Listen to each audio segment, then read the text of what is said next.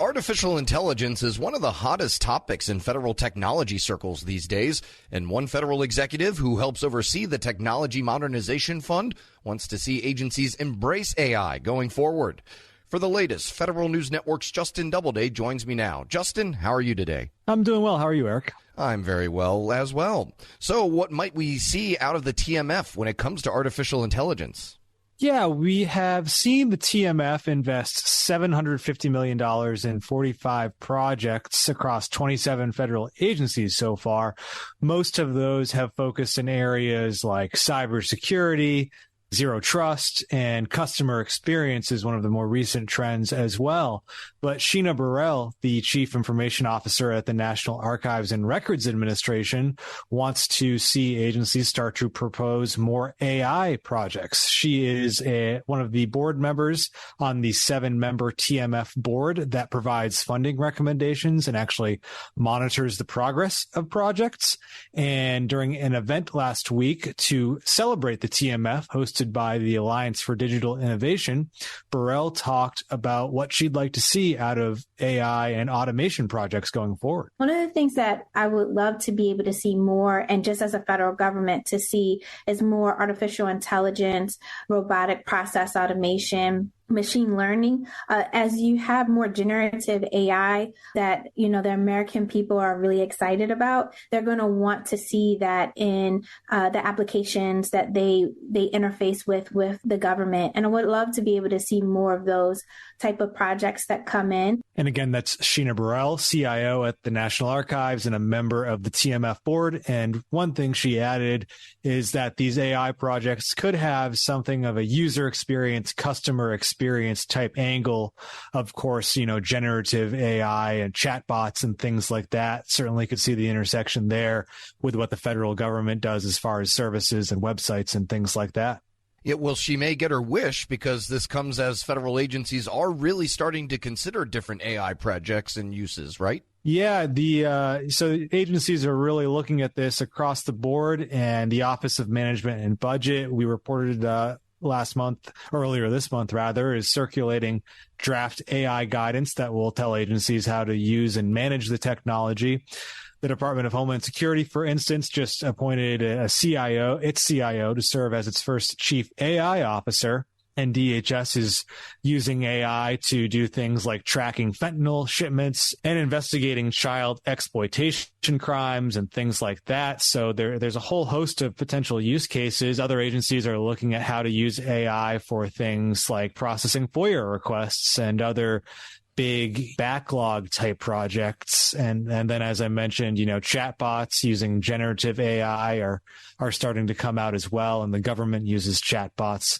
So you could certainly see this, coming out in a whole different range of areas that the government provides services and does things in. And on the other side, there are some folks, though, that are saying, whoa, all right, let's take a breather here, because there are some efforts to potentially rein in the use of AI in government. Where do those currently stand? Yeah, so Congress is, of course, looking at, a lot of different AI-related legislation.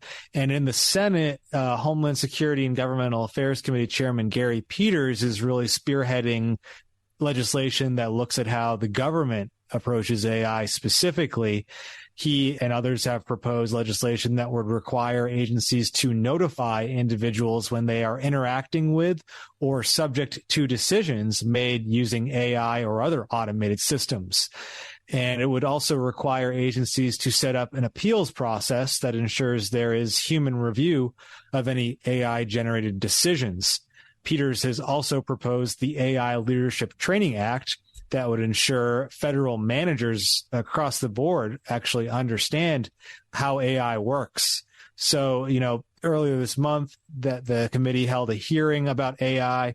Peters applauded how agencies are exploring AI, but said they also need to make sure they avoid any unintended or harmful consequences. These guardrails are more important than ever. Federal agencies are inundated with sales pitches and technology demos promising the next big thing. And while the federal government must be forward-thinking, we also have to be cautious in procuring these new tools. And we must continue to work past the initial purchase, testing, and fine-tuning our models to ensure that they are effectively serving the American people.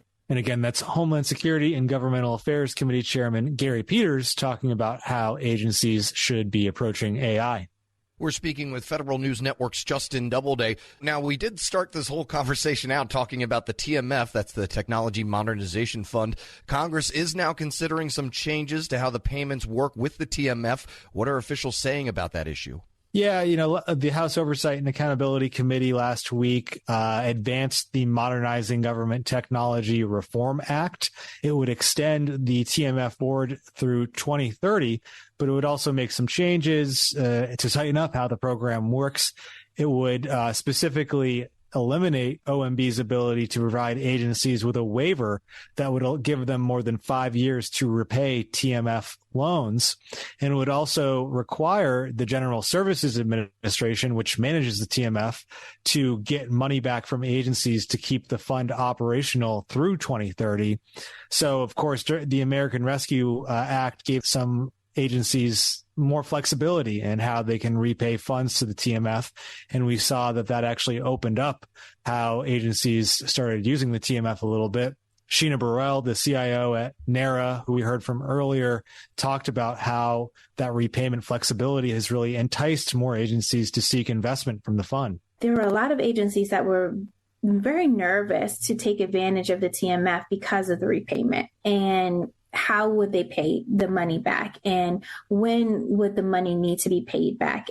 I think one of the big things that I'm seeing right now, as more people or more agencies are making use of the TMF and the flexible repayment option, we're seeing more people who want to take advantage of that. And again, that's Sheena Burrell, the CIO at the National Archives and a board member of the TMF. As she said, the TMF is, seeing more agencies getting creative with repayment options. So it will be interesting to see how that legislation in the House moves forward.